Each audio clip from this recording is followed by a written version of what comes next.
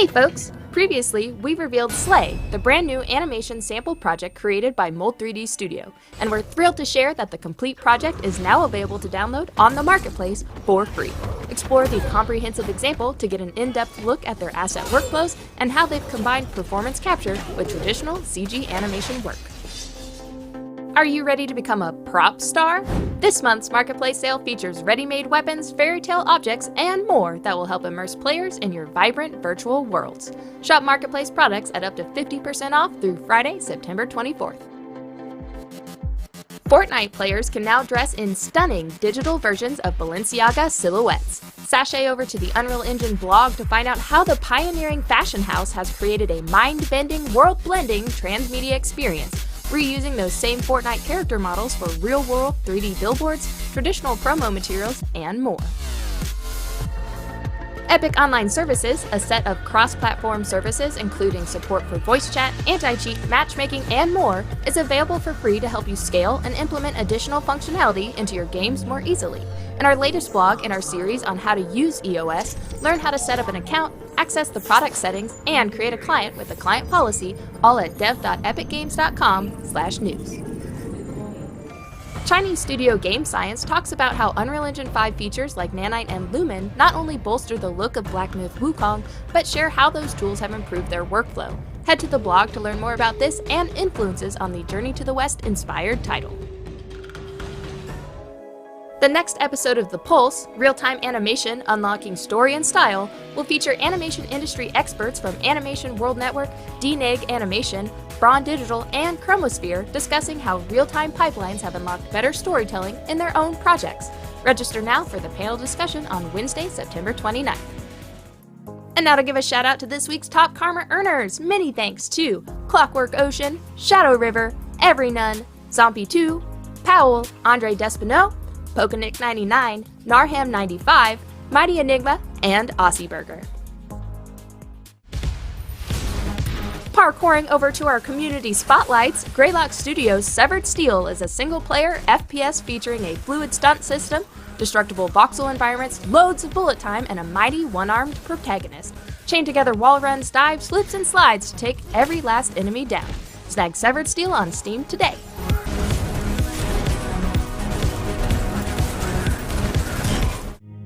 It's time for a pit stop with Brian Blandine's Victorian Bathroom, based on works by Andre Rimple. Brian recreated the feel and composition of their works in the moody room while trying to share hints into its past when it was inhabited. Check out this and more of their work on ArtStation.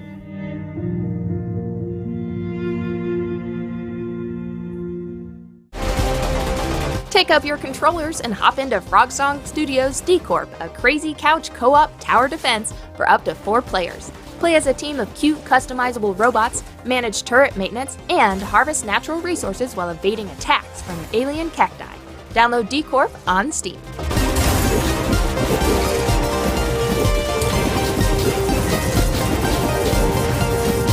Thanks for watching this week's news and Community Spotlight.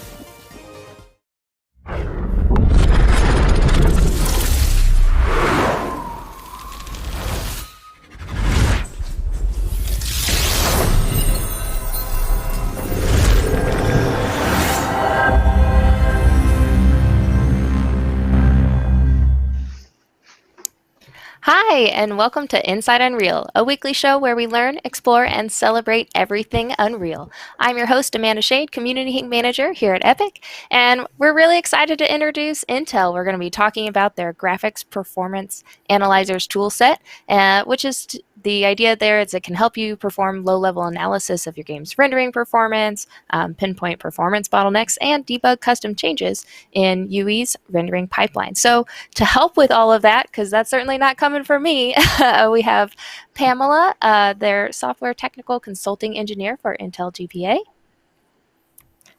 Welcome. Hi. We have Robert, the graphics software engineer at Intel. Hey, great to be here. Thanks for having me. And Mihao, a graphics software engineer on Intel GPA as well. Hello, everyone. Pleasure to be here. Awesome. So, word is you're going to get us started, right, Robert? Yes, that would be me. Yeah. So yeah. Thanks for having us. We'd like to take this opportunity to show our tool, the Intel GPA, the Graphics Performance Analyzer tool, and hopefully that'll be useful. It's a tool that allows you to optimize your game's performance, look for bottlenecks, profile it. And the good thing is that we were able to integrate it with Unreal and also with Unreal Editor.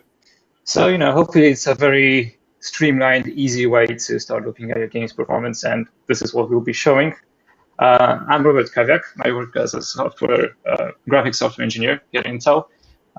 My main role is to work with graphics engines, and right now it's mostly Unreal to make sure they work good on current and future Intel hardware.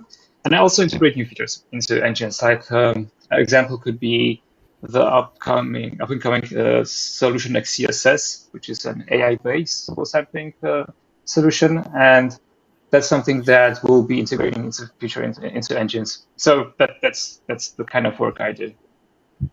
Pamela, do you want to mention a bit about yourself? Sorry. What was that? Sorry. Pamela, do you want to give a brief introduction and talk a bit more about yourself and your role in Intel? Yeah, that'd be great. Yeah. Hi, everyone. So I started working with Intel GPA, Graphics Performance Analyzers, about 1.5 years ago, and I love it. I'm the customer-facing engineer, so I help customers, but I also am the face of the customer to the team. So I say, hey, so someone asked for this feature, and they say, yeah, we can't do that because such and such, and I say, and I think about it, and then I come and I say, well, what if we did it this way? And they think about it. And so anyway, so I represent the customer and I make training materials. And so I'm going to do an overview of GPA today to help you with your game performance, hopefully. Yeah. And also Michal is joining us. And Michal, you want to talk a bit about yourself? Absolutely. Hi, I'm Michal Terima. I'm a graphics software engineer working for Intel Graphics Performance Analyzers. I have been working with graphics tools in Intel for over 14 years now. Yeah, 4 years for GPA. I'm the introvert guy behind writing the backend of whatever you guys will be seeing today. I'm here to answer any technical questions if any arise, and yeah, happy to be here. And I'm really enthusiastic about Unreal and Unreal Engine since the first time I ever played Unreal in 1999.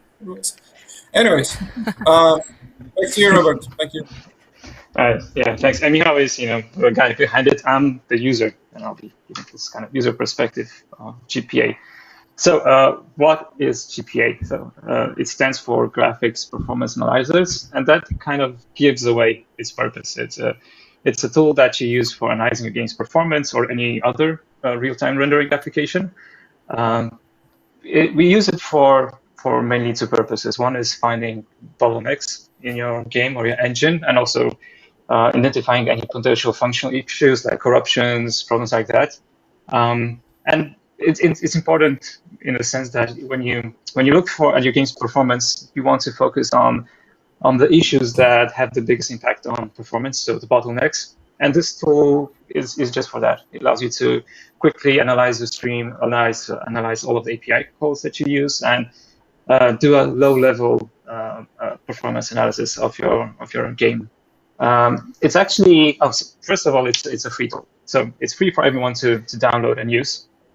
It's available on Intel's webpage, and it's actually a suite of tools. So I'll be focusing on just one in the introduction. That's the Graphics Frame Analyzer. Pamela will be talking a bit more about the rest.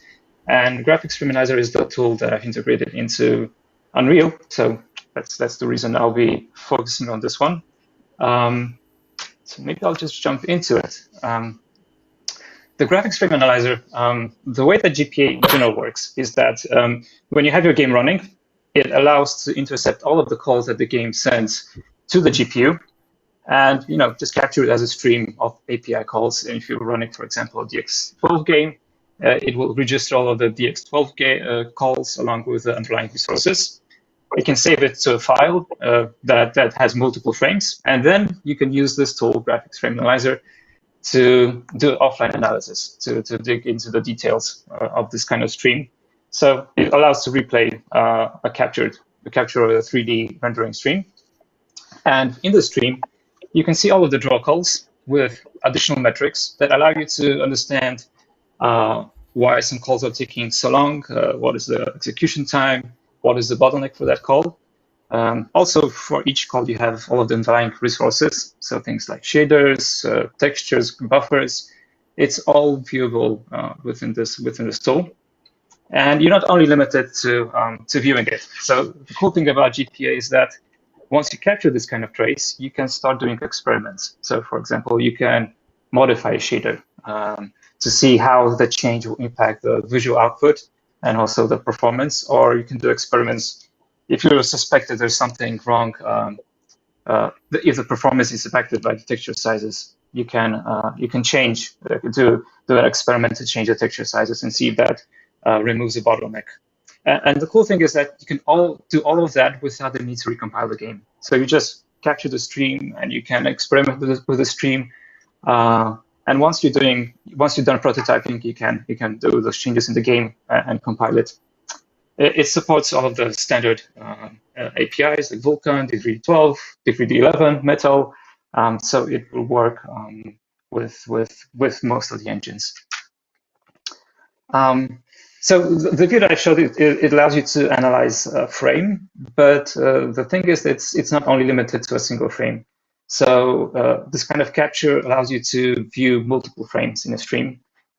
When you, for example, see problems that can only be replicated when you run multiple streams. For example, if you run the game longer, it only manifests after some time. Or if you have these kind of intermittent hitches, like some FPS drop during the middle of the game, you can use this tool to capture a longer section, like multiple frames, to make sure that you intercept this kind of problematic case. That's also in the case, for example, if you see some temporary or very short-lived corruptions on the frame. This is also the way you can capture it and analyze it. You don't have to capture your whole game. You can run the tool at any time mid-game and start recording and finish after you intercepted the problem that you want to analyze. So that's the multi-frame capability of it. And as I mentioned, you can also do shader editing, which is really useful. So once you have your game, you can look at the shaders and you can start analyzing it, but also modifying the shaders. Once the shade is updated, all of the metrics will also be updated. So you'll see if the code that you're prototyping is actually alleviating the problem that you were looking at. And again, you don't need to recompile your application. You're just working with the stream. So that is a basic overview of like the purpose of the frame analyzer. And I can talk about how it has been integrated into Unreal. So first of all, why did I create this plugin? The first point is that GPA has a really nice interface, but I'm still kind of lazy when I work with the Unreal editor quite a lot. So I wanted to have this one-click button where I can just click somewhere on the interface, and it will start just capturing the stream directly from the interface, so I don't have to switch between multiple applications. And that's basically what the plugin does. It adds to the UI interface a start still button that allows to trigger the capture. And you can see it in this image, right? You have these highlighted fields. At the top, you can see a new button added to the interface. This is the UI5 interface. And also you have notifications that inform you, give you feedback what exactly the tool is doing. So if the capture started successfully, if it stopped, all of that, it's all integrated into the editor. There's also an option because when you run the games, the engine does a bit different things when it's running in the editor and in a game mode. So there's also an option to start the capture in a developer building a game.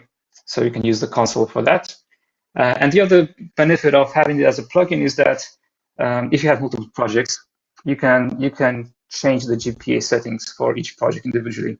So you can configure it per project in your Unreal editor. Okay. All right. So that's how it looks. But and now the question how to enable the plugin. Right now, the plugin is available. It's open sourced. You can download it from GitHub. Actually, there's a page called Game Tech Dev GitHub.io. It's if you're not familiar with it, it's actually quite interesting page. There's a bunch of samples that we create here in Intel. All of them are open sourced, and usually these are samples that showcase some new techniques. For example, the most recent one is shows how you can use DX12 sampler feedback to do streaming, which is quite useful. You don't have many usages or sampler feedback yet available. And also there's a new implementation of ambient occlusion that is physically accurate. So if you're interested in these kind of things, I really recommend it. All of those samples are free, open source, you can use it. And among them, we have the GPA plugin. And this is the way you can download it right now for UE4. You just have to copy it from GitHub. You have an instruction to which directory you have to copy it. And that's all you need to do in terms of integrating with the engine. Right now, we're working on making sure that this plugin will be shipped with Unreal Engine 5. So you won't have to download it from GitHub. It will be part of the engine. And I think GPA has a release today where all of the changes needed will be part of that release. So this Unreal 5 integration should happen really fast. So that's good news. Once you copy the plugin into the engine directory, all you have to do is enable in the project. And actually, this video shows it that you just go to settings, click on plugins, search for GPA, enable it, and it will prompt you to restart the engine. And after that restarts, you will see that there is a new icon available, GPA capture. So that's all you need to enable it in the editor. And once you have it enabled, and the previous screen was for UE4, so it's both for UE4 and UE5. And once you have it enabled, the way it works, you just have to click on it in the interface, move around the scene, move as much as you want to capture the scene that you want, and then you can directly open it in GPA.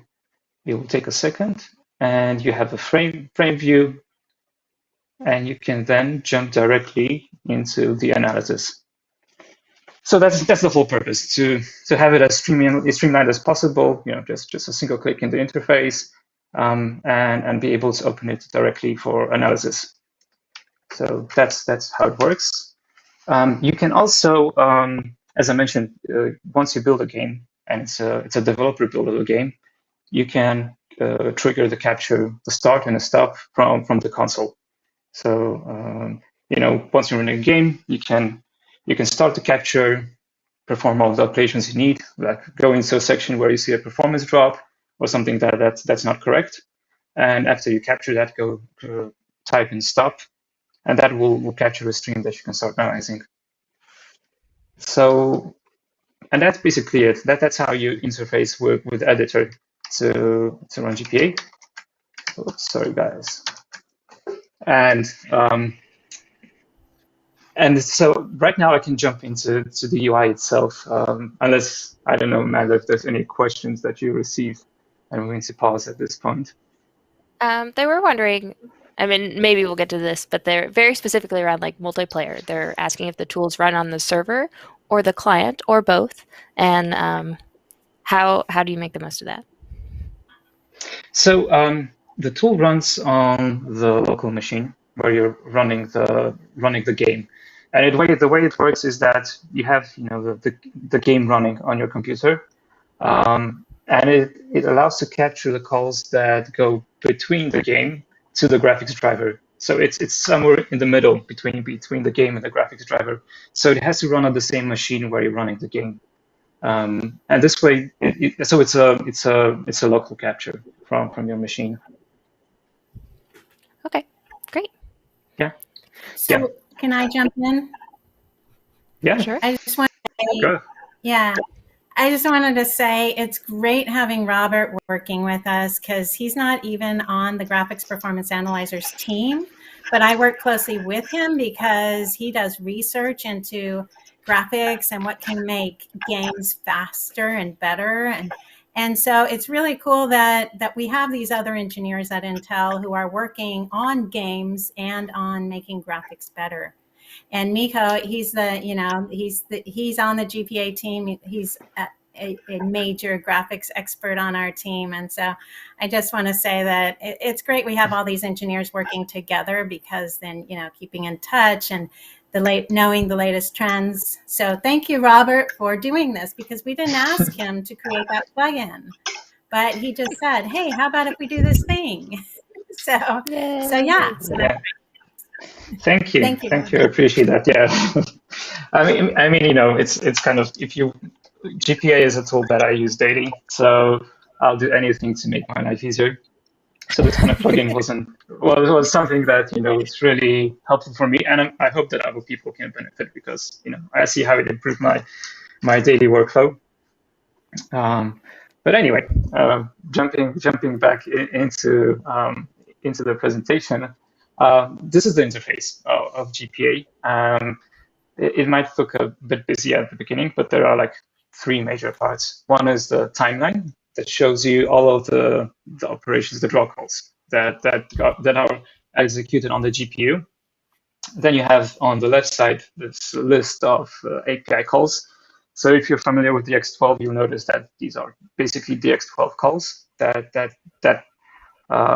describe the whole frame. And in the middle, you have this view where you have all of the resources, details, some experiments that you can run. So this is the center of the screen. And if you're the first approach that you take when you use GPA is probably to try to analyze, what's the biggest bottleneck in your application, and this center view is the best place to start. So you can see these bar charts, and you can see this timeline.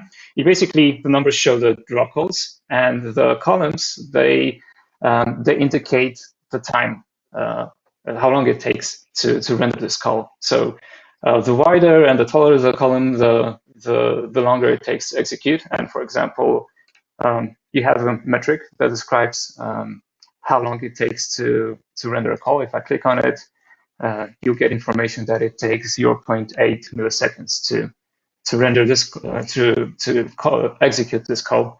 And you can see this is the longest call for the whole frame.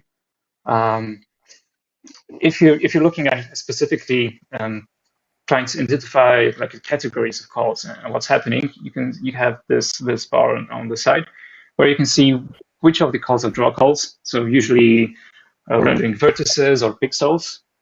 You can see the dispatch calls. So these are the compute shaders that are being run, and additional things like copy when you're copying resources, or synchronization calls. If this sync is big, it means that there's some kind of barrier that you're waiting for, and this sync should be really short. So it gives you a quick glance to see, okay, in this whole frame, that the compute shader is taking the longest to execute.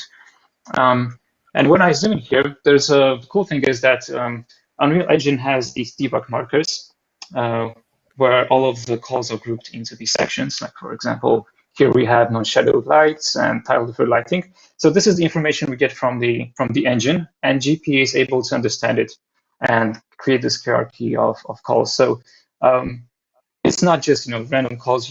With this debug description, you understand what's happening here. And even just looking at the title, tile deferred lighting, you see that it's related to deferred lighting, and this long time is expected. So it's not something you should worry about or start debugging in depth.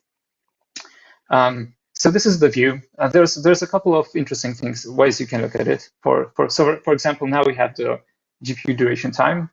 But if I change the y-axis, I can, for example, look at vertex shader invocations. So look how many vertex shaders are called, or maybe I'll change that to vertex count. So how many, if you're suspecting that there's a lot of geometry, a lot of vertices that you're rendering, and it's taking a long time to just process the geometry.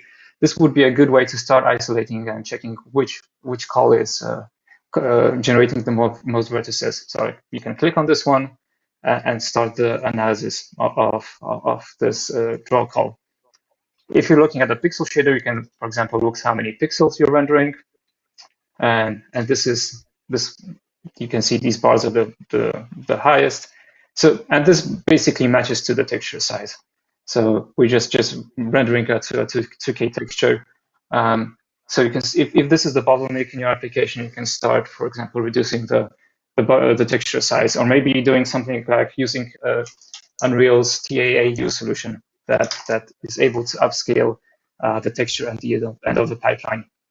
So this is the view that you can use to for a quick glance to start looking and analyzing which stage is taking the longest. If you click on any of these calls, it will show you this call in the API list. So you can go directly from the bar to understanding what exactly we're doing here in DX12. You see all of the calls before and after this dispatch.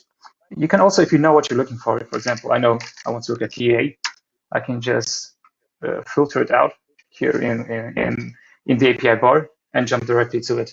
So it's a very useful way to quickly navigate through your frame.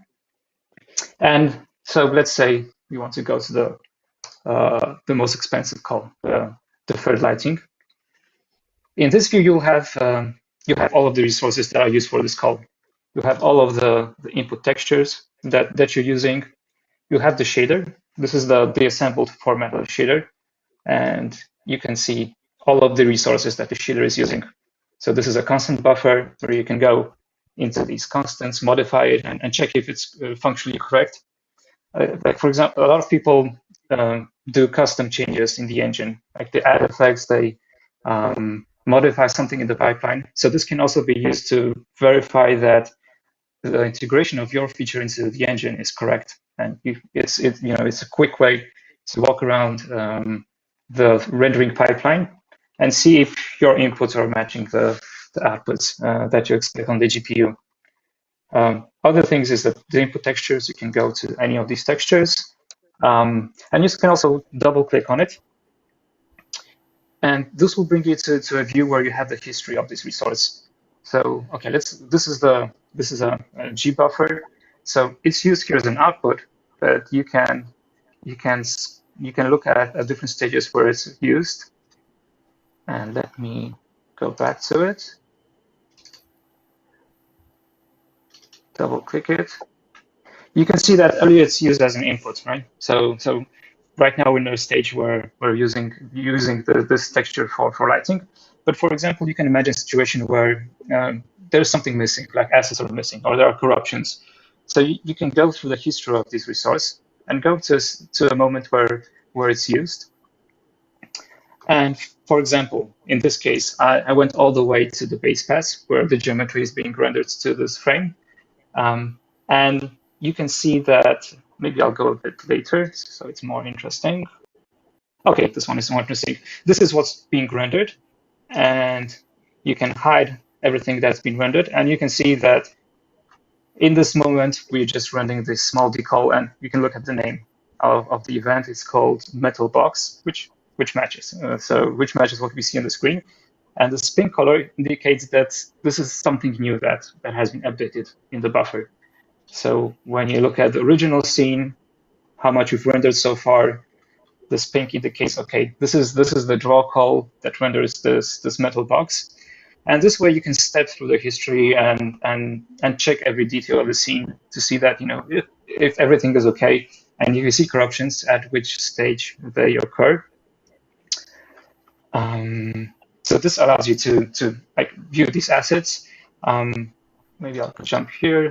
There's also different views that, for example, if you have a scene like this output, it's quite dark and maybe you cannot see the detail that you need. So you can, of course, you can use this histogram to change the highlights and or change the gamma corrections just to be able to debug the pixels that you need. And I guess with that, that gives a good overview of the basics of the interface, how you can navigate it, and how to do the basic operations. And I think this is a good place to pause and take some questions, and we can switch to Pamela. That will be doing like more in-depth usages. Sorry, I just want to point out that all these changes you're doing here, it's to help you see what if you make a change, what's it going to be? What's going to be the effect on performance? What's it going to look like? But that doesn't change your actual code. It just allows you a place to experiment.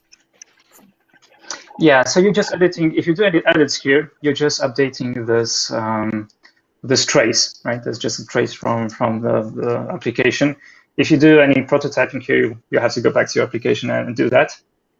But that's also a good thing, right? You can have a safe space for experiments without worrying about altering your application.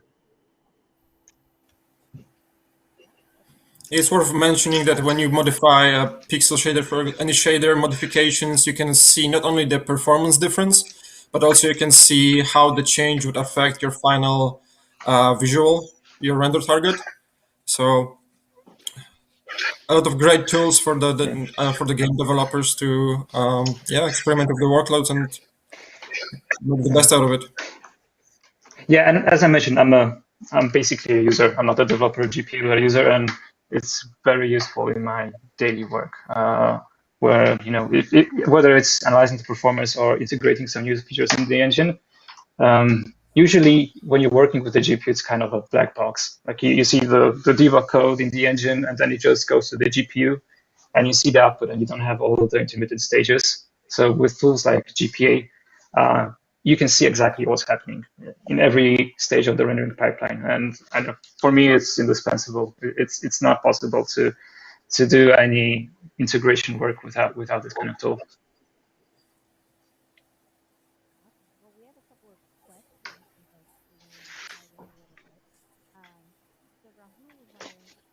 They see any increase in their CPU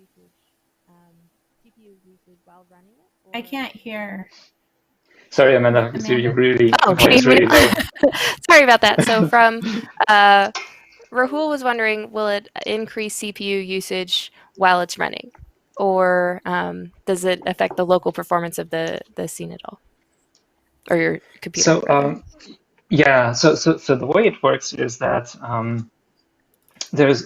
once you start capturing the stream, it will impact the game's performance, right? It will have additional overhead related to capturing the API calls, and these API calls are basically saved to a file, first to the RAM and then to a file.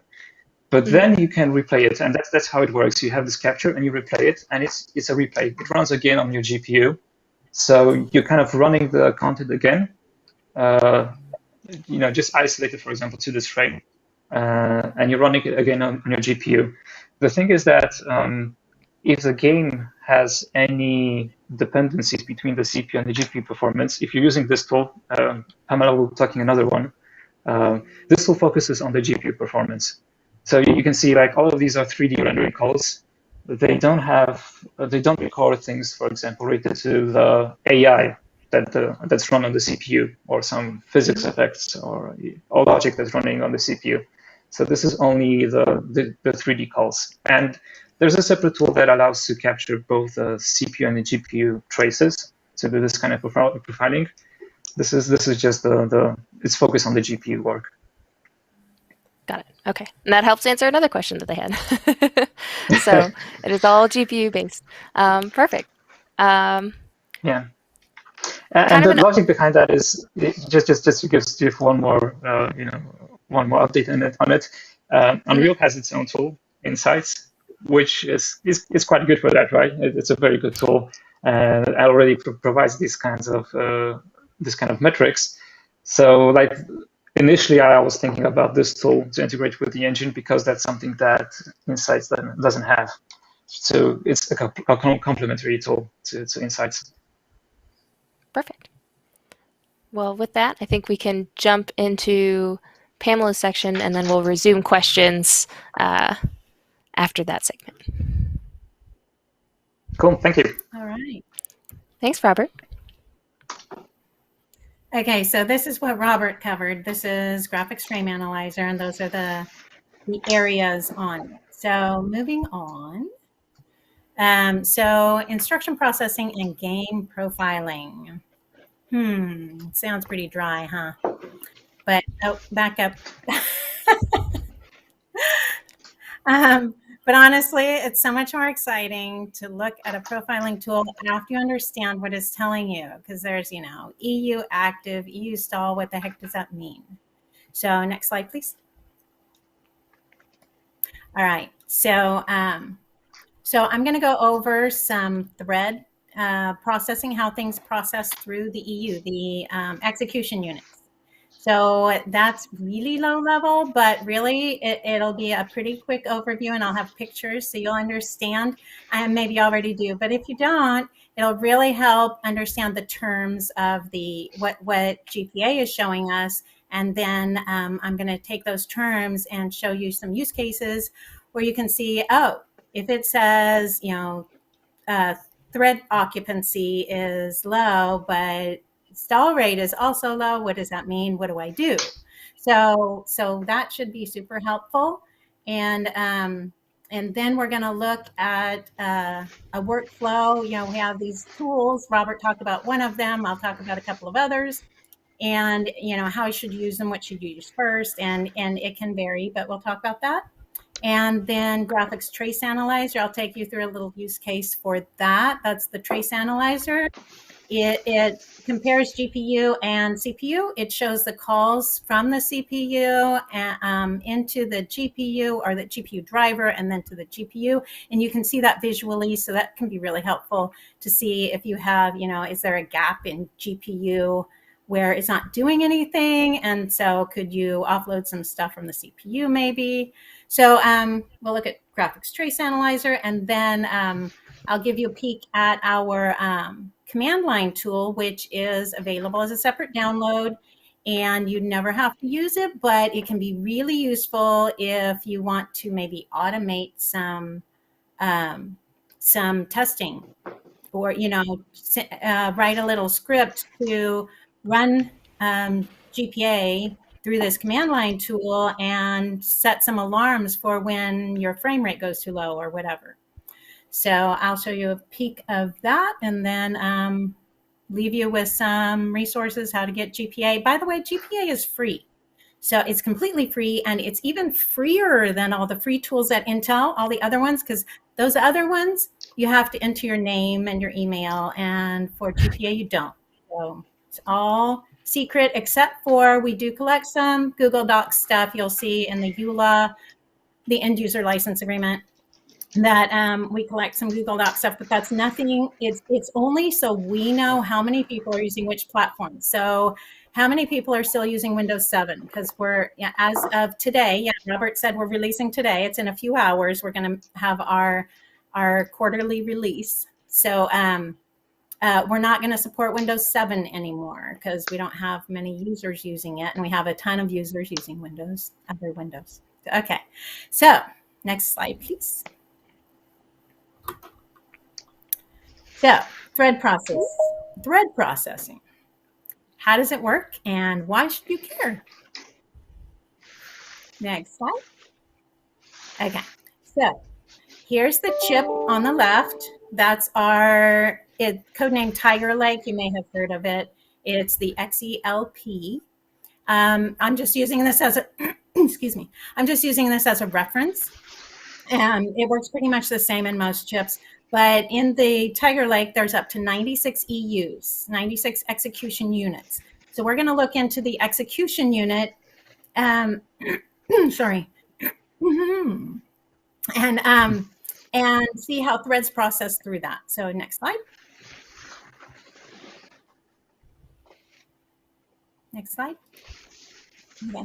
So the GRF, the general register file, that's where the threads are. And there's, in the Tiger Lake EUs, there's up to 7. There's 7 slots, so you can have up to 7 threads processing in each EU. So 7 threads, 96 EUs, so you can have a bunch of threads. Now, each EU is only processing one thing at a time, but there's 96 things, and we'll go into the details of the thread processing there. Next slide. Okay, and the send unit is pretty important because that does all the reading and writing. And so that's where there's potentially a lot of lag time, because the read and write can take longer, depending on bus latency and all that. Next slide. Okay, so see, we have one thread here. We're looking into an EU, and right now it's got one thread. It's doing an operation, in this case, multiply add, and then it hits a send. And so this EU, it doesn't have any other threads in it right now, so it's just waiting. It's not doing anything. So there's latency for this thread. Next slide. If we load a second thread, and so when the first thread is blocked, the EU jumps to the next thread. It goes in round robin fashion, and it'll keep processing as long as it has another thread to process when other threads are blocked. So then eventually the second thread hits a send, because usually there's some reading and writing. Okay, next slide, please. Okay, so the EU was able to hide the latency in the threads. It hid the latency for thread 1 when thread 2 started, and then both of them had latency at the same time, and then there's hidden latency again when thread 1 became unblocked. So next slide. So this is the term I was getting to, EU stall. This is what EU stall is. It's when there are threads loaded in the EU and they're all blocked. So nothing's happening in that EU. Next slide. Okay, so the terms, thread occupancy is the percentage of threads loaded, and this is across all 96 EUs, or however many there are in your chip. And so it's if you have, say, 50% thread occupancy, so 7 threads times 96 EUs, I think that's 672, if I remember right. And so 50% means 330 something are actually loaded, and you're half empty. So 50% thread occupancy is not very good. You want the thread occupancy to be high. EU active, that's when ALU1, ALUs, the ALUs, arithmetic logic units. Interestingly to me, I just learned this, ALU1 and ALU0 operate on different kinds of math operations. One of them on simple math, and the other one on more complex math like trig. EU active is when the percentage of time when ALU1 and ALU0, again across all 96 EUs, all those ALUs, when they are active. So you want that to be high. And then EU stall, you saw that. That's when there's at least one thread loaded in the EU, and they're all latent. So there's a stall. That EU isn't able to do anything because all the threads in it are blocked. And then if there are no threads in the EU, that's EU idle. So EU stall and EU idle, if you didn't see this, then you might not know that those are different. They're different. EU idle is when nothing's loaded, so you better see what's, the pipeline, what's before that that's not giving things to the EU. Next slide, please. All right. So here we go, hotspot analysis. So you're going to see a little bit more of Graphics Performance Analyzer, the hotspot analysis. This is a video, so we can stop and see. I can talk about more because it might go a little fast. I think it's only at the end though. So go ahead and play the video. Oh, I forgot. I have to talk through this. Okay, so next slide, please. So you activate the hotspot in the button. Go ahead and start the video. Yeah. Oopsie. Okay, it'll come back. Just let it go. Sorry, I thought I fixed that. So there's a button on the upper left. It's going to show pretty soon, and you're going to click that button. So Pretty soon it'll go there. There's a little button. It should. Yeah, okay.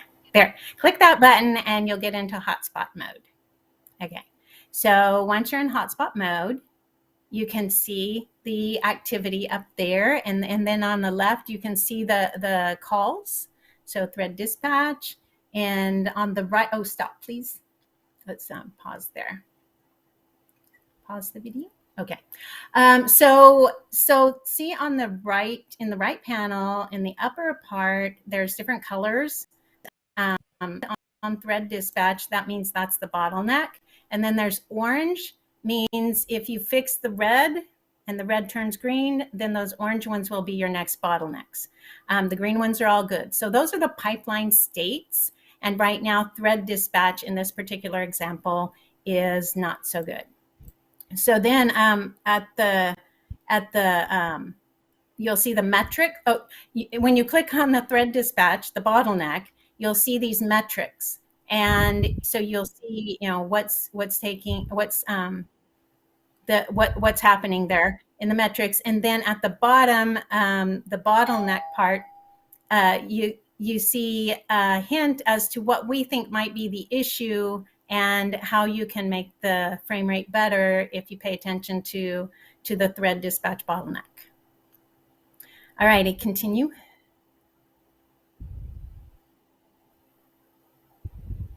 Okay, so here we go into the shader profile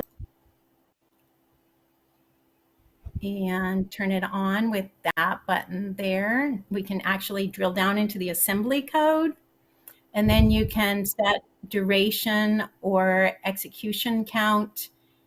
And in the examples I'm going to show in a little bit, we'll see some of this stuff. So this is how to do what, get the information that I'm going to talk about in the demos. All righty. So that's hotspot analysis. And you can, that's in Graphics Frame Analyzer. Again, it's free. You can use Graphics Frame Analyzer. You can run any executable through it. If it doesn't have any rendering calls, then you're not gonna get anything. But anything with rendering, you can run it through as long as you have the exe. Also, worth mentioning that Intel Graphics Performance Analyzer also works on non-Intel platforms, but you won't have the hotspot mode. But anyways, all the other tools, features are there for you. Yeah. Amanda, any questions? I feel like the Intel CPU was one of the major questions, so that's a good one to call out.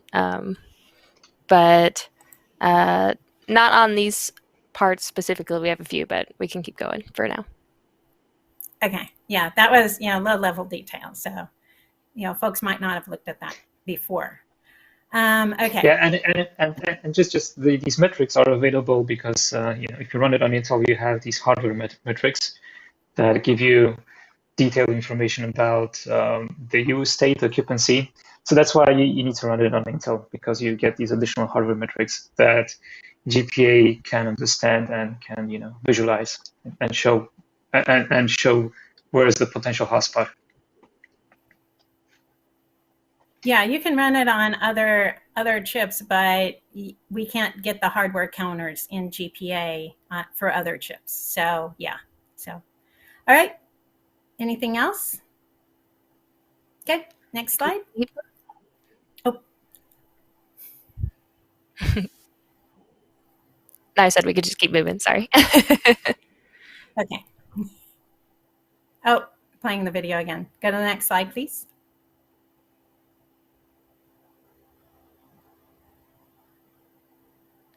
Next slide after this one, please. There we go. Okay. Okay. So that thing on the right we were looking at, the right-hand panel, that's this one. We pulled it out, put it on the left here so we could point out these three metrics that are at the bottom. So the EU thread occupancy, 90%, that's pretty dang good. Stall rate though, 17%, that number might not look very high, but think about, sorry. The stall rate, the stall is when the EU isn't doing anything. And if across all 96 EUs, you've got 7 threads in each one, something should be happening, you're hoping, close to 100% of the time. So if you've got a 17% stall rate, you're going to want to look at that. And EU active 80%, that's 79.4. That's pretty good. So this is an L3 cache bottleneck, and you can see there the L3 cache, and then if you have the GPA open, you could see the little hint at the bottom if we have one. So we can guide you in maybe what's wrong. Okay, next slide, please. All right. So just showing you, remember the picture. Keep this in mind. Stall rate is when nothing's happening on the EU. And if stall is 20% or close to 20%, 17%, that's a lot of stall. Okay, next slide.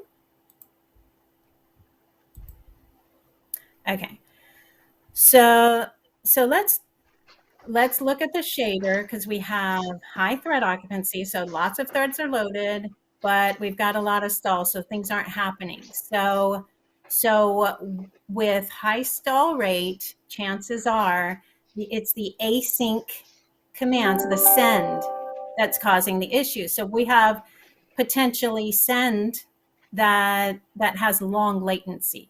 So we're going to look at the shader profiler so we can see per instruction execution latency. So even though latency isn't equal to stall, the more latency there is, the more potential there is for stall. So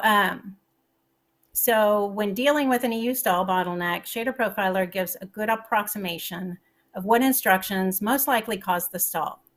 So to find that, we want to look at these async, the sends, which are in the red boxes. So the sends have, the numbers 2, 2.4, 2.4, 2.4, those add up. So those are kind of high. So we look at what caused those long send latencies, and we find that calc unshadowed amount PCF 2x2 function. So that's the function that has all these sends. So when we drill down, this is what we see, and these sends have high latency. So Graphics Frame Analyzer facilitates the analysis of these resources in more detail, so you can make a decision how to optimize access to them. For example, changing formats, dimensions, or data layout. And then I'm going to leave further analysis of this to our deep dive video, which we're creating. It'll be ready probably end of year. We're going to do an even deeper dive into architecture, so you can see under the hood what really is causing your issues. So so this is the end of this scenario, the L3 cache bottleneck. So let's move on to the next one. So for L3 cache, we had high thread occupancy, but also high stall. Now we have high thread occupancy, really good thread occupancy, and a really low stall rate. Those are both really, really good. So what's the problem? You're using GPA because you want to either increase your frame rate or see what you can do so you can add even more cool graphics into your game. So if you've got high thread occupancy, the EU is active almost all the time, but your stall rate's really low, that's all good. So what's wrong? So look at that panel again, and that's in Graphics Frame Analyzer on the right. The shader execution block is in red. So it turns out we have a shader execution bottleneck, which is characterized by high occupancy, very high thread occupancy, and very low stall time. So to reduce the execution time, you need to look at the shader code itself. Next slide. Okay. So as you can see here, even though the numbers look really good, the panel from Graphics Frame Analyzer shows red in that shader execution block in the pipeline. So from the previous step, we know that this problem is not related to an execution unit stall bottleneck. Because that was the previous one, and that kind of bottleneck, again, was high thread occupancy and high stall. This is high thread occupancy, low stall. So, and I know this is, if you've never talked about this or heard about it, this can take a while to absorb, but it's really great information. I'm excited about it, and I don't even use GPA as much as Robert does. So we can ignore the send instructions because they are really high latencies, and we don't have a lot of stalls, so we probably don't have a lot of latencies. So we can ignore send, and because those latencies were perfectly hidden most of the time. Only 3% of the time we had stalls. So instead, we want to analyze the hotspots in shader source code caused by arithmetic operations. By doing this, we'll eventually find, in this case, calc lighting color, that function, which does calculations involving both simple and transcendental operations, so using both ALUs. In order to resolve this bottleneck, you'll need to optimize this particular algorithm. Okay, so that's all I'm going to say about this one. And again, we'll have a deeper dive architecture video available end of year. But next example is, okay, so the third and final scenario for graphics frame analyzer bottlenecks. This is a really interesting example. Its EU thread occupancy is not high enough, so it's 66%, and the stall rate's really high. Thread occupancy is low. So the thread occupancy, if it were higher, then latencies could be hidden better. But in this case, it's not high enough to hide the latencies, resulting in EU stall. So instead of directly fixing stalls in the shader code, we instead need to increase the overall EU occupancy, the thread occupancy. So we need to look at what's causing this issue. So we see that red again. The red this time is on thread dispatch. So you click on that thread dispatch, and down below what you can see now, you'll get that hint of where we think maybe you can fix something. All righty, next slide. Okay, so the shader profiler execution count mode, which you click on the top, so it's showing two, excuse me, is showing for SIMD8 and SIMD16. Now SIMD, that's SIMD. SIMD is single instruction, multiple data. So with a lot of graphics, you have a single instruction operating on lots of little bits of data at the same time. So SIMD8 shows it has 1.5 more invocations than SIMD16 for the pixel shader. A lot of small primitives, which are rasterized into less than 4x4 pixel groups, which we'll see pretty soon. And I'll explain that, of course. So here, again, we're going to use Shader Profiler, but in execution count mode, which shows how many times the instructions were executed. So if you look there at the pixel shader, again, you can see SIMD8 and SIMD16. Shader Profiler shows that each instruction in SIMD8 was executed 24,000 times, while each instruction in SIMD16 was executed 16,000 times. This 1.5 times difference, as you may guess, it's preferable to have more SIMD16 threads, which because SIMD16, using SIMD16 threads, you'll have higher throughput in the processing. So they perform twice as many operations per single dispatch, the SIMD16 ones, because they're twice as big compared to SIMD8. So what could be the reason of so many SIMD8 dispatches, and why are there 2 SIMD versions for Pixel Shader in the first place? Because you're not going to use both of them, you're going to use one of them. So next slide. So there's 2 versions because the dispatcher has to know which one to choose. So the Pixel Shader figures out what it's going to look like on SIMD8 and what it's going to look like on SIMD16, and then dispatches that. Excuse me.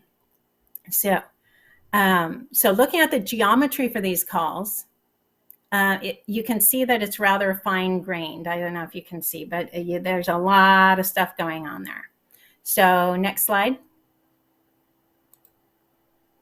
Okay. So the observed, what we saw, anomaly boils down to how the GPU handles pixel shading. The shader compiler, again, produced two SIMD versions, SIMD8, SIMD16 for the pixel shader because it's required, because then the pixel shader dispatcher can choose which one to execute based on the rasterization result. Okay, so the thing is, the really important thing here, you can see those two pictures on the right, SIMD16 and SIMD8. Okay, so the important thing is hardware doesn't shade pixels one at a time. Instead, a single pixel shader hardware thread shades 16 pixels at a time for SIMD16 and 8 pixels at a time for SIMD8. So in this case, we're if you are shading in those 16 pixels, if only one needs to be shaded, then it'll shade all of them, one of them with the content and all of the others with blank, and then it'll throw away all the others. So it's wasting most of its time. So if your primitive is rasterized into very few or just a single pixel, then the GPU will still shade those 16 pixels and discard all of the others. So in order to discard less, the pixel shader dispatcher schedules SIMD8 for very small primitives. And this is exactly what that right panel was showing in Graphics Frame Analyzer. The thread dispatch is the issue. So in order to fix such a performance problem, you need to use geometry LODs in your game. And again, that may be a low-level thing. We'll probably go in more depth on that also in the video that we're going to make. Deep dive architecture. Okay, so, phew. I don't know about you, but this stuff is super exciting because I love knowing how things work under the hood. Because if I don't know how things work under the hood, I don't really know what to fix. And I could spend all my time fixing one part when really it would be more efficient to fix another part. So it's also pretty intense, especially if you aren't used to this level of detail. Okay, so this is supposed to be funny. I don't know how many of you got that, but LODs, level of detail. Someone did. It was just so long. Okay, so it's a lot of level of detail and LODs. Yeah. Okay, so it was punny. Okay, but really, it's brain draining if it's new to you. So these are the three examples, and you can see you can get a ton of information. So you don't have to look at it at all, but it's nice to know little parts of it that will really help you. So use what you need, use what you can, and you can just not worry about the rest until, maybe the rest is important to you later. Okay, so let's come back out of the depths of the architecture up into a higher view. So next slide, please. So Robert gave us a quick overview of GPA. And mostly Frame Analyzer, Graphics Frame Analyzer. We also have System Analyzer and Graphics Trace Analyzer. And then there's this other tool, the command line tool, Intel GPA Framework, which we used to call GPA SDK, but we had to change the name.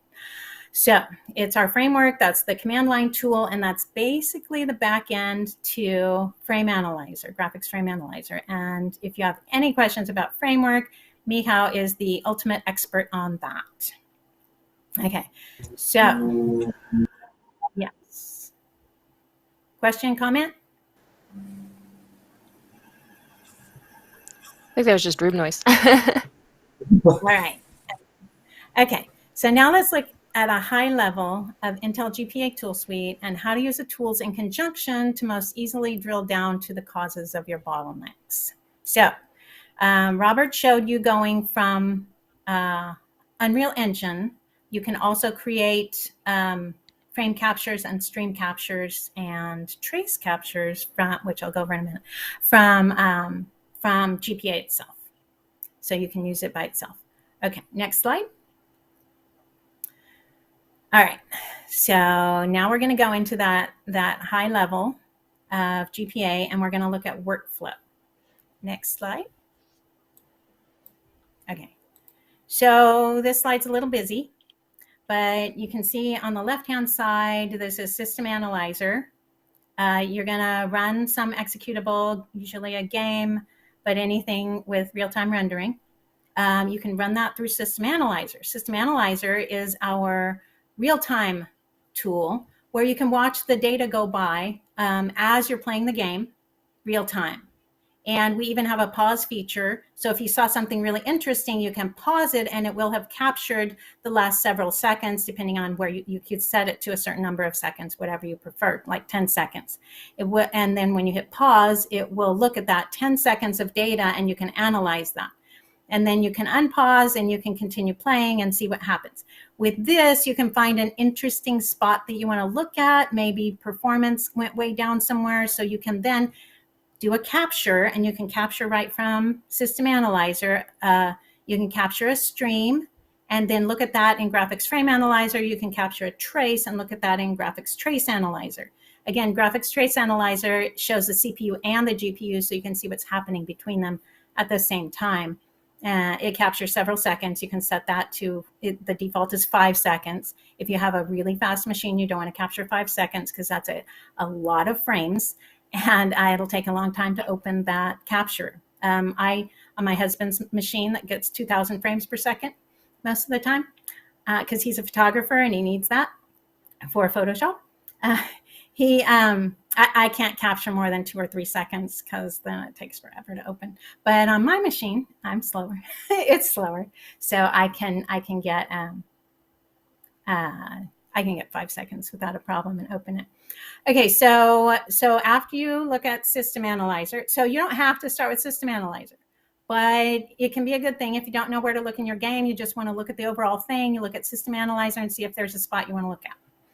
Then you find that spot you want to look at. You can capture a frame, look at a particular frame. You can capture a sequence of frames. We call that a stream, so that you can look at those frames without doing a recapture, one after the other. And you can look at a combination of those frames.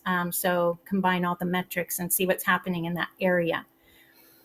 And if you still aren't sure what frame to look at, you can capture a trace, a few seconds, where you see an issue and look at that in Trace Analyzer. So that can be your workflow. And like I said, you can just use Graphics Frame Analyzer. Just that can be your only tool. You may never open the others. But the others can be handy, like I said, when you don't know quite what frame to look at, because maybe your issue is a sequencing thing and you can't see that looking at one frame very easily. All righty, next slide. Okay, so this is a detailed view of Graphics Trace Analyzer. So you can see that, this is just an image. So you can see the cores, all your CPU cores are there, and then the GPU execution queue, and then the driver queue, and the CPU main thread, and there's some other threads down below. You can't see everything. And then metrics. And I colored the ones we talked about, EU active, EU stall, and the thread occupancy. I colored those pink so they'd stand out, so we can see what those values are. And on the, and so the CPU cores, you can see the blue little tiny boxes are draw calls or rendering calls, and the gray boxes are other things happening that aren't necessarily what we want to look at. Sorry. And then the GPU execution queue, in this case, it looks pretty busy, but you might not know it, but if you zoom in, you can actually see what the calls are, and you can see the spaces between. So we're gonna look at that a little closer. So next slide, please. Okay, so that was capturing a frame, or sorry, a trace. And then here's looking at the trace. And when you look at the trace, you want to zoom in. So is this playing? Oh, I made it. That was it. Okay. So Okay, so that was pretty fast. Okay, so it was really fast. So I'm gonna replay it in a second, but it's gonna keep going right now. So in the very beginning, it was graphics monitor, which I haven't talked about, but our graphics monitor is our tool where you can open, you can change options, you can make captures. And so if you don't use System Analyzer to make frame captures and stream captures and trace captures, you can use our graphics monitor. So this is looking at Trace Analyzer, and I'm selecting that render call in the graphics queue. And it's because there's that big old empty space in the GPU. The GPU wasn't doing anything, so I want to see what's causing that. So that space right there. Someone's laughing. Okay, so I want to see what's causing that. So I look down in this is the driver queue, and I see, well, why didn't it make any calls to the GPU queue? Why didn't it send some work? So I look down and I see, oh, in that main CPU thread, there's a wait call. Why is there a wait? Why is the CPU telling the driver queue to wait? Because they usually aren't synchronized. When they're synchronized, maybe there's a good reason for it to be synchronized. But normally you don't want your CPU to wait until the GPU is ready. You want the CPU to continue processing so that then the GPU can process. But if you have the CPU wait till the GPU is done, then the CPU doesn't have more stuff ready for the GPU. So it's an interesting example where you can see, if you back up a lot, if you zoom out, you can see there are sets of three. There's a gap in the GPU processing, and then there's a set of 3 frames rendered. Then there's a gap and a set of 3 frames rendered, and a gap and a set of 3 frames rendered. And the whole application goes that way. And you can see if you look down in that CPU thread, there's a wait every single time. So when you see that, then you might think, well, wait, did my engineers put a wait? Did they sync on purpose for some reason? So maybe I need to go talk to them about is there a reason for that, or can we gain time by just taking out that wait and having the CPU go on processing so that it's ready to send more information to the GPU. So again, frame 1, frame 2, frame 3, and then they're rendered. But while they're being rendered, the CPU is waiting, so it's not ready for frame 1. If you just looked at the frame time, you would see that frame 1, that frame 1 there, is taking a long time to render. If you look at frame 2 and frame 3, they're not taking very long. But as we saw here, because we looked at the 3 frames with the CPU information, we saw that frame 1's not taking any longer. Frame 1, frame 2, frame 3 are taking the same amount of time. The issue is that the CPU is waiting. So really, if you just looked at frame analyzer there and that one frame, you might try to figure out why the frame is slow, but that's not the issue. So, okay, we can stop this video and go to the next slide, please. Oh, yeah, okay, and we can skip this because we talked about this and we talked about this. That was that example. Okay, so here is that same example. And something I want to point out for Graphics Trace Analyzer, where you can click, and you saw that in the video, but you can click on one of the render calls and you can see what initiated it. So in the graphics queue there at the right below the CPU cores is the graphics queue. So that queue, you can click on one of those renders and an arrow will appear showing what invoked that render from the driver queue. And then if you click on something in the driver queue, that green arrow there that goes down to the CPU thread, you can see what invoked that in the CPU, what CPU call invoked the driver. So it's kind of nice being able to see this because you can see what the GPU and CPU do and how they're interacting. And you can see dependencies. So that's basically Graphics Trace Analyzer. Any questions on that? We had a few. So, um, one of the so Rahul was asking when this data is being captured, where does it get stored? So usually, you mean where's the file? Or yeah, like where's the captured data that from okay. the frame data stored? You can change that, but it automatically, if you don't change it, you can change it in settings in Graphics Monitor. Graphics Monitor is that tool where I said, show this one, except for that brief period in the video where it showed me using Graphics Monitor to do a capture. So in Graphics Monitor, in the settings, you can change that path, but it usually goes to wherever documents is, and when GPA is installed, it creates a GPA folder in documents. So in your documents folder, in the GPA folder, that's where all your traces and frames will be stored unless you change that destination. Okay. But in general, it's a local file in your system each time. Perfect. What was that, Robert? I'm just saying that it's a local file in your system. And you can also copy this file and run it on different systems. So maybe it's an interesting thing with the frame analyzer is that you can capture a stream on one system. And if it doesn't differ from another one, you can replay it on a different system and see how the stream works on another machine. For example, you have like a high-end GPU and a low-end GPU. You can capture it on the low-end GPU and then run it on the high-end and see, okay, does this run better or where's the bottleneck? So you don't have to do the recapture each time, which is quite useful. That's really cool. Super handy, Yeah, especially if you're testing on multiple machines or devices, right? So yeah, exactly. Or when you change the driver, you can also compare what's changed in the matter of performance for a given workload. So that's a very useful scenario as well.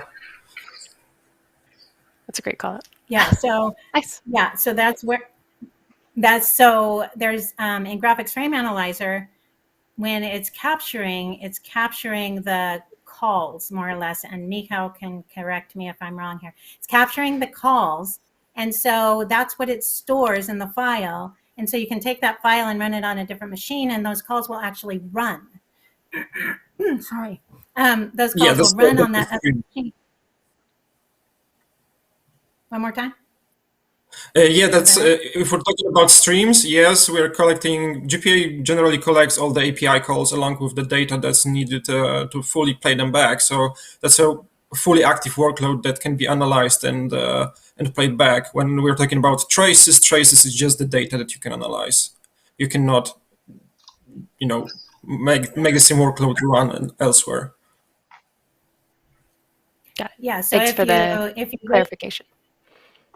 Yeah, if you get a capture and you play it on a different machine, you could get very different results.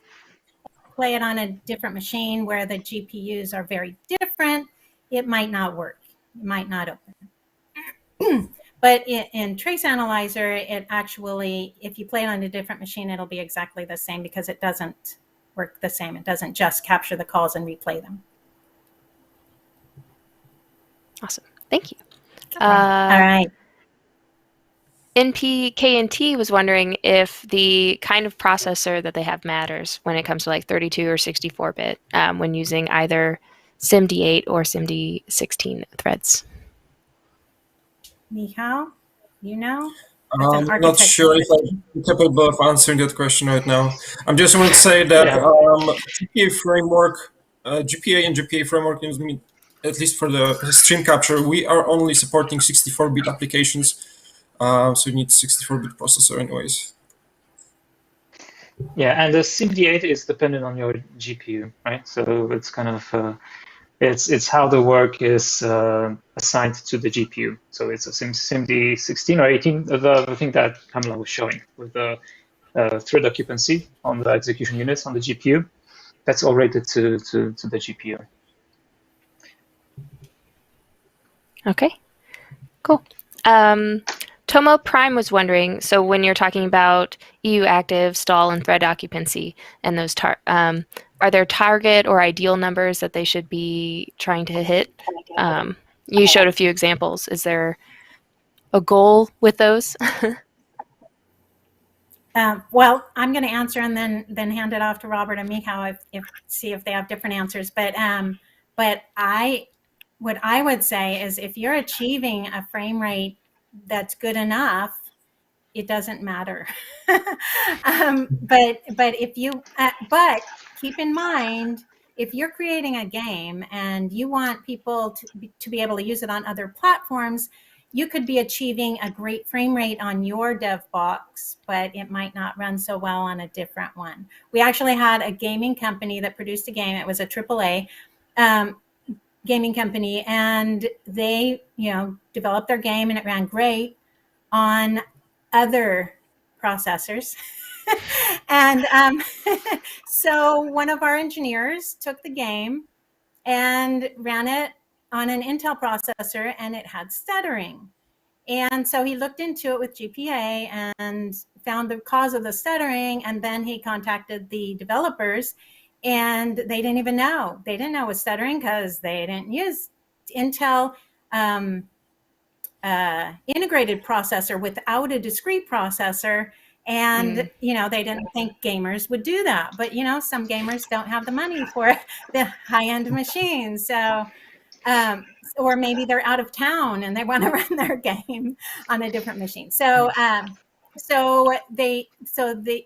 our engineer worked with them, and so our engineer figured out why it was happening, and then they looked down into their code and they made it work. So getting back to the question, those numbers can vary, and it just depends on how well your game is playing, but you definitely want to try it on different platforms if you want a wider audience. Mikhail and Robert? In general, you want to have high thread occupancy, have high thread activity, and low stalls. So, ideal situation is you have no stalls at all. So it means that none of the threads are waiting to load something from the cache. All of them are busy. And if there's a thread loading something from the cache, there's another thread that's active. So you have high thread occupancy, all of the threads are active, you have low stalls, and that's the ideal situation. Then you can also look, if you have a situation and you still have problems, you can look at the code itself, because it's running some kind of arithmetic operation on the GPU, right? So if you look at the code and you see that, okay, there's no way I can optimize that further, right? It takes a lot of execution time on the GPU because it's a complicated algorithm. I mean, that's the reality you have to live with. But if you see that the operation is taking too long, right? It shouldn't be that complex. That's the point you can look at. So first look at the occupancy, the stalls, how many threads are running. If that's okay, then you can look at the processing time, how complicated the operation is. And if you manage to handle all of these situations, then that's the best situation. And with performance optimizations, you can optimize it indefinitely, right? That's the whole point, that you can always try to find something that you can optimize, but you have to start with the biggest bottlenecks. So if you eliminate the biggest problems and you reach the frame rate, then you're good. Yeah, what Robert said basically. Going deeper would create too much of a complications right now. But yeah, basically lower your stalls and then go from there. Trust the GPA hotspot mode, see what the bottlenecks are, and go from there. Also, it's not always there are biggest draw calls because that you can see in the frame analyzer that are causing taking a lot of time, but sometimes concentrating on the number of smaller ones that has bottlenecks in the other areas than the utilization would basically give you the ability to gain a little bit percent and reach the FPS target. Perfect. So there you go. No hard numbers. Just highs and lows. Yeah. And graphics frame analyzer has other features we didn't even look into. Like you can look at your textures, and maybe all your textures are rendering at really high pixel values, so you have great quality. But the ones in the back, farther away from the camera, they don't need to render as high quality. So that can be, there's a lot you can look at, and we have training materials online. So there's more, but these numbers are a good thing to start with. Okay, next one. There, Some more? yeah, we still got a few more, if that's all right. So NPKNT was also wondering, they were trying to clarify. So they're asking, GPA is basically used to check for performance and optimization graphics wise. Are there more uses for it that game devs have taken advantage of?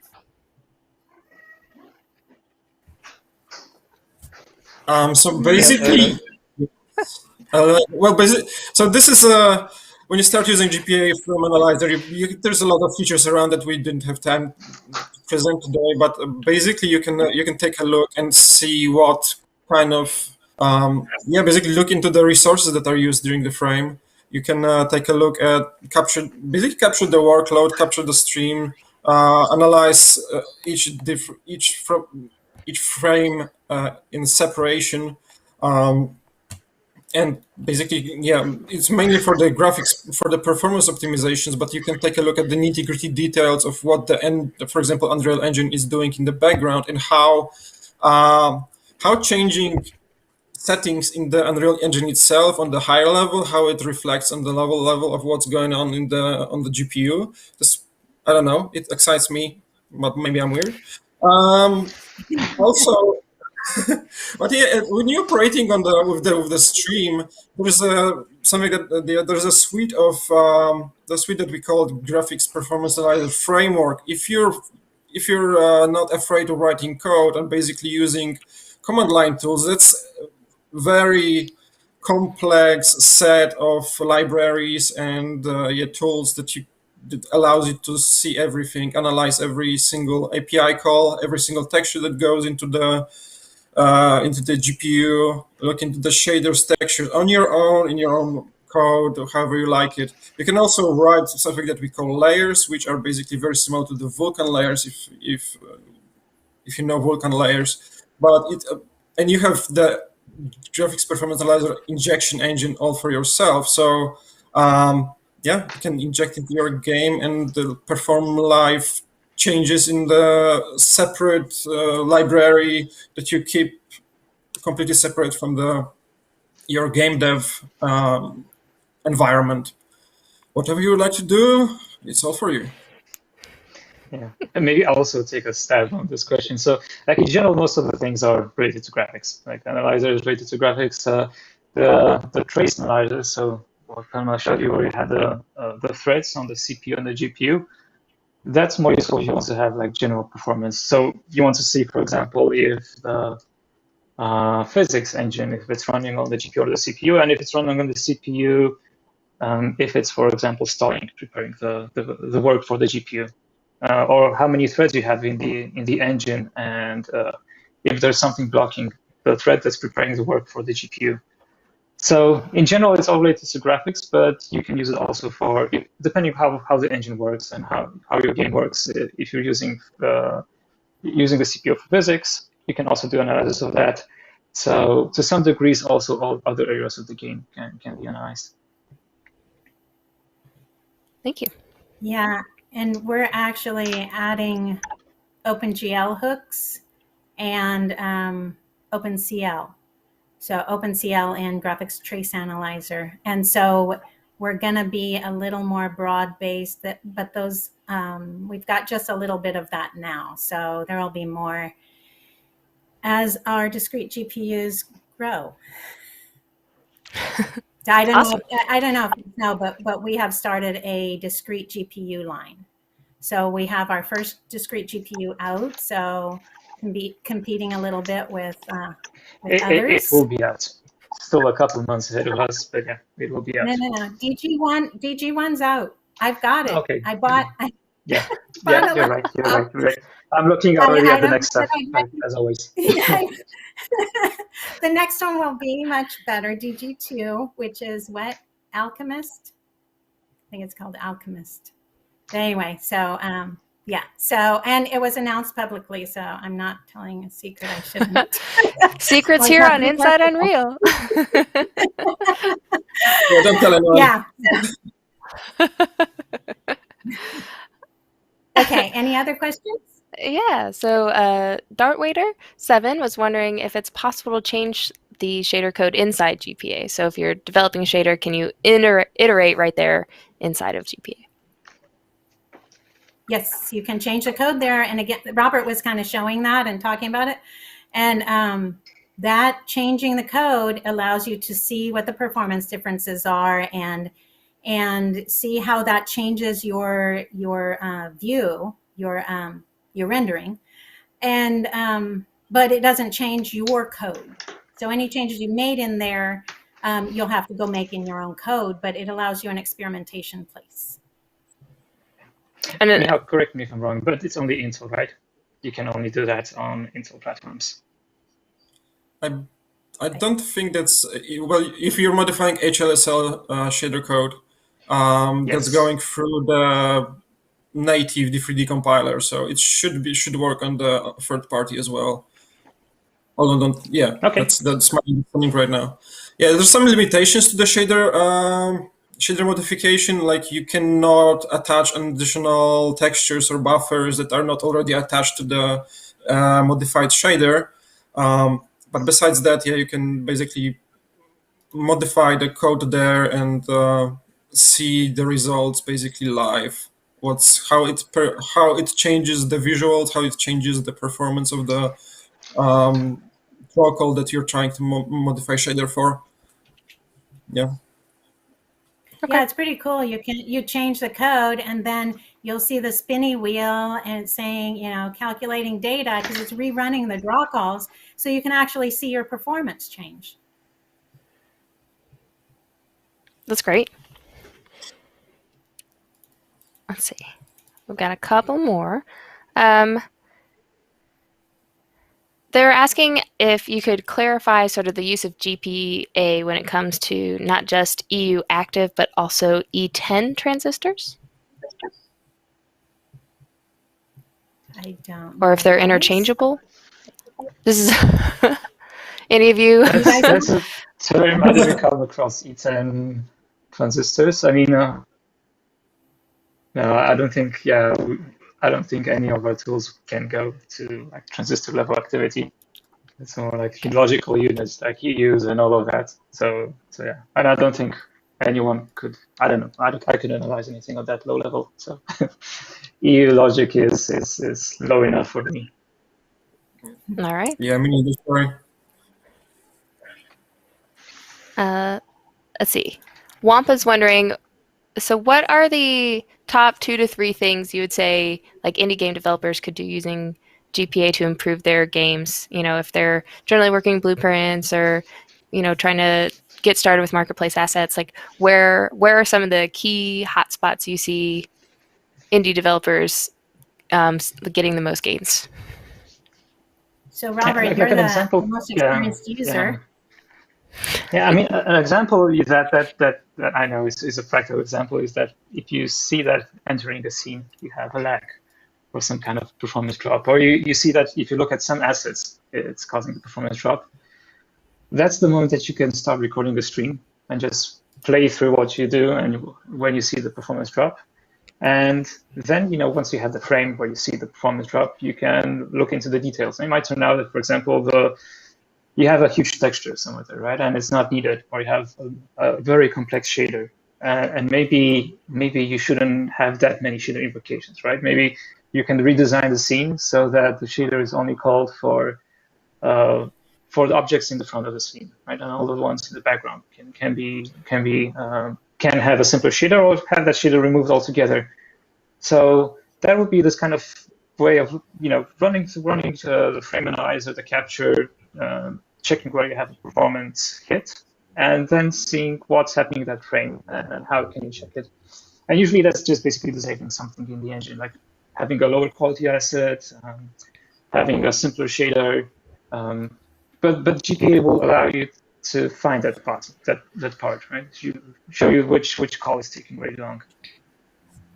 Yeah, that's actually a very good question, and what we during our history with using GPA for also for Unreal, people that analyzing workloads could show that, for example, the workload is using 8K by 8K shadow map, and the question would be why?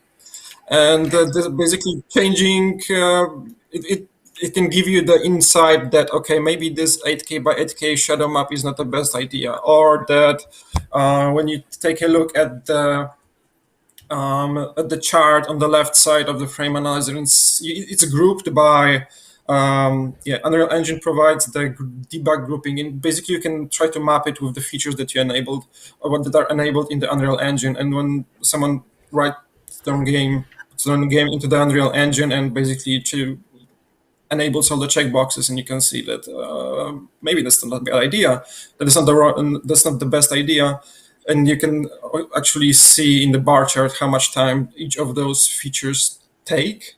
So yeah, can give you the insight of what checkboxes to unlock and what features to basically make the slider go a bit to the center instead of to the max. That kind of way of analysis. Another common example is that if you have a very complex blueprint, you might have a lot of resources attached to the shader, like a lot of input materials, input textures, and GPA will also show you that the shader is taking long. And at that point, you can see that, okay, maybe the shader should be simplified. I should use that many textures attached to it. Yeah. So these kind of you don't have to dig deep into the engine and modify anything. You can kind of see how you can rearrange your scene to remove these kind of bottlenecks. Yeah, that's great advice. Well, thank you.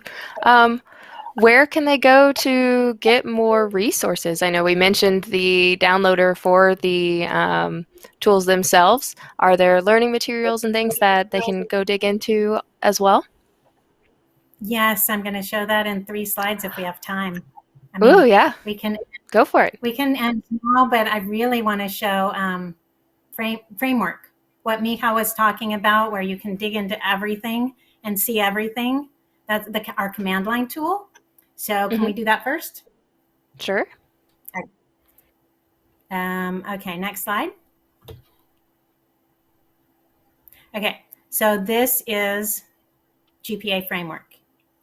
On the left, that's the documentation page. It's on GitHub.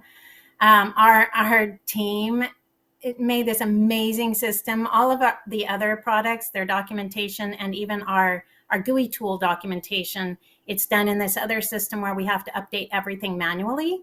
But these guys, the framework guys, they did this system where they made it so they could extract all the information from the code files. So just every time we have a release, and I have to do this today, is I have to push the documentation, the new documentation files up to GitHub. And so you'll see a change in a few hours for our 21.3 release. So the documentation is there. And on the right side is our framework tool, the command line interface. So is that a video? Or is that just a picture? Okay, yeah. So here's a video of me doing a few commands, fairly simple commands, but it's pretty cool to see. So go ahead and play the videos, and I'm just capturing. And you'll notice when Asteroids opens, there's no HUD at the top left. There will be a HUD on the next one, a heads up display where you can see some information. So in this next one, I add the HUD layer. So it's as simple as that. I just run this. And then I see the HUD layer on the capture. In a second.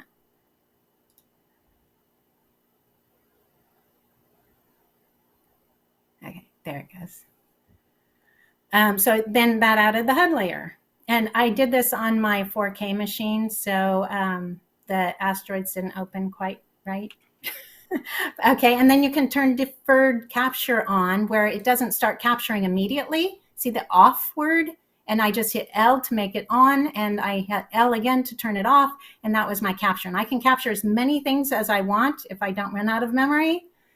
And then if I want to just capture a certain number of frames for each deferred capture, I can capture, say, 10. You can change that number.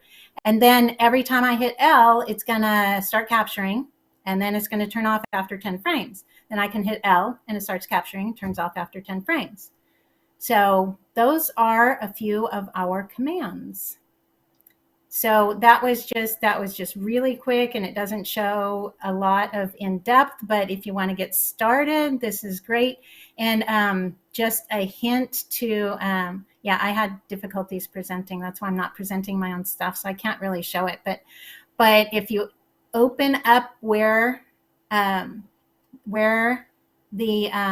tool is, and it's in, usually goes to Program Files, Intel Software Tools, GPA Framework, and then go into the release folder. Well, the pick 21.3 if you have it, well, 21.2 now if you have it, and till later today, then you can get 21.3, and then the release folder. From there, if you're in File Explorer, sorry, it's a lot of detail, but it will really help. So, oh, here, that's it. Thank you.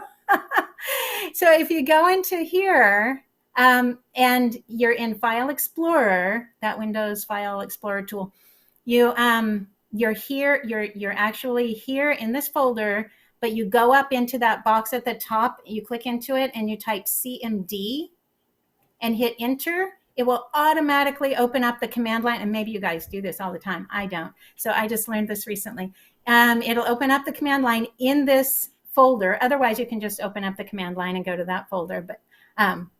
But once you're there, then you can just start typing these commands. And the only thing is you have to put your path to your executable in quotes. And then it just runs. And so you can try out those commands, the capture command with and without the HUD layer. Oh, and one more thing. Can you play this video again? I want to point another thing out. So there's, and you can, I can talk through it again. So capture, so just layer captures first, and then the path to the executable. So GPA injector and the capture layer. And then I do the HUD layer next. And when I typed it, I added the HUD layer before the capture layer. If you type it this way, you'll get what you'd expect. If you type the HUD layer option after the capture layer option, it will show, the HUD layer will show it on screen here, but the information won't actually be captured in your file that gets stored. So you want to type the HUD layer option before the capture layer option. And yeah, so anything you want to add, Michal? He's the expert in this tool. Yeah, so basically what you guys seeing is basically two main tools are GPA injector and GPA player. GPA injector, basically injects into the application that you want to analyze, profile, or whatever you want to do with this, and with our layer system, which basically, our layer system, as I said, is very similar to Vulkan layer system. You can develop your own layer, and the layer itself basically can interact with the workload. It can react to an API call that you want to interact with, like, for example, present call and show something on the screen, or capture the statistics, or download the textures if you want to, etc., etc. Basically anything you want to, and you can react to it. And we have the stream capture that we have based on the layer system as well. That's why you see that the capture is used as a layer. And then we have a GPA player, which plays the stream, and also you can utilize the same exact layers that were used during the injection as well. So a lot you can do. Depends on how much time and how comfortable are you with the code. But yeah, I highly recommend diving into it, read our documentation, see what we can do. There are lots of samples that you can look into, and basically, if you really want to, you can write your own performance profiler for your own needs, but that's very, very far-fetched. But if you want to have something specific, either during the application runtime or during the stream playback. That's that's where we need to go to our GPA framework. So looking at it, you kind of probably know I created that one-click button in the editor just to avoid all of these things. So yeah, that's the whole purpose, right? You just do one click, but in all seriousness, that code actually uses the framework. So the framework is kind of this backend. So if you want to do things like the plugin that I created, you can interface with this framework, or you can just use the UI, either GPA's UI or the UI that's in Unreal. So yeah, you should probably make your life easier and start with just the UI. Yeah. And in the documentation for framework, I want to say it says the requirements. It lists CMake and Visual Studio. You don't have to get those to just try out framework. You'll need those if you want to do some deeper level stuff, but you can just try it out just by downloading it. Great. More questions? I think that's where we're going to wrap them up. Do you have any other items you'd like to share today? Okay, so yeah, go to the next slide. Yeah, so again, GPA is free. And in the source code, you don't have to put any, no instrumentation. You don't have to change your source code, just run it. And then go to the next slide. I think the next one's the one we're skipping. Oh, there we are. Okay, so here's the resources. These are the main ones. Our GPA main page, that are, you can get the download of the tools there and the download of framework there if you want it. And then our training page, that's where you'll find some short videos. There's a series of short videos for Graphics Frame Analyzer, a series of 8 short videos so you can learn different things without, sitting through 30 minutes. And then a series of 4 on Graphics Trace Analyzer. And then there's the forum if you have questions. So yeah, that's it. Excellent. So everybody needs to go download these, and you can spend your afternoon, evening, morning, wherever you're at, going through these additional training videos and profiling your projects. But is there anything else that you would like to share? I'm good. I think people are tired of listening to me. Yeah, if there are no questions, then we can start wrapping it up. We filled up their brains. No more space. No, we would just always want to say thank you for putting this together and for joining us this afternoon. I know this is a lot of information to share, and thank you to the community for coming and joining us and asking questions and engaging with us. So really appreciate you all jumping on today. Yeah, thank you everyone for joining. It's good to be here. Yeah, Thank you for joining. Thank you for having us. And thanks, Amanda. Yeah, of course. It's our pleasure. Just want to say to the community, I always appreciate you all showing up. And if you want to stay up to date with all things Unreal Engine, it's various social channels / or at Unreal Engine. And you can find us if you have questions or want to connect with other developers. We always recommend you jumping into forums.unrealengine.com, where you can find all kinds of wonderful people and share your projects with us. We want to see what you're doing, whether you've got countdown ideas. We're always looking for new countdowns, so you see the 5 minutes at the beginning.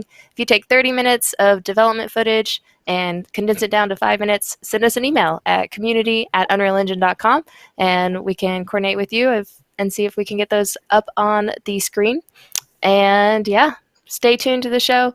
We're always glad you all show up, and we hope you have an absolutely fantastic week. Take care, everyone.